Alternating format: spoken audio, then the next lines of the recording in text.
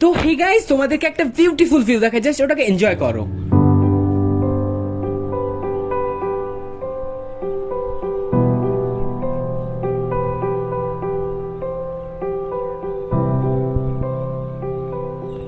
তো ভিউটা কেমন লাগলো গাইস কমেন্টসে জানি। আর এই করতে করতে হঠাৎই সন্ধ্যা হয়ে গেছিল, আর আরিফ দেখো গাইস ছাদে এসে ঘুড়ি ওড়াতে ওড়াতে ওর ঘুড়িটাকে আটকে ফেলেছিল গাছে। আর এখান থেকে আমি একটা ভিডিও করছিলাম, তারপরে আহিল কাকুকে ডেকে নিয়ে আসলো যাতে কাকু ছাদ থেকে ঘুড়িটাকে টেনে পেড়ে দিতে পারে। তো ফাইনালি দেখো গাইস এদিকে সূর্যই ঠিকঠাক করে ডোবে নিয়ে, আর আকাশে দেখো চাঁদ চলে এসেছে গাইস। আর কি বলবো, এটা দেখে আমি নিচে চলে এলাম। নিচে আসতেই সন্ধ্যা হয়ে গেছিল গাইস, আর নিশাদ বলছিল আমাকে 6 প্যাক অ্যাপ সবাইকে দেখাতে। তারপর আমার চা খেতে ইচ্ছা করলো, তাই একটু সসপ্যানে পানি গরম করে আমি গ্রিন টি বানিয়ে নিলাম। তারপরে এদিকে এসে দেখলাম নিশাদ মিষ্টি খাচ্ছিল। তারপরে ওটা খাওয়া দেখে আমি ঘরে গিয়ে দেখি ক্লাস 5 এর একটা বইয়ের এখানে দেখো মমতা ব্যানার্জির মতো ছবি। তাই ভাবলাম যে কি পড়ে দেখা যাক গাইজ। আমি ভাবলাম যে মমতা ব্যানার্জির হয়তো লাইফ স্টোরি। তারপরে এখানে গিয়ে দেখি এটা তো বেগম রকের লাইফ স্টোরি ব্যাপারে লেখা আছে। আর হঠাৎই এদিকে ছবিটা দেখে মনে হলো যে এটা গাইজ মমতা ব্যানার্জির মতো লাগছে না গাইজ? তোমরা কমেন্টসে জানিও গাইজ।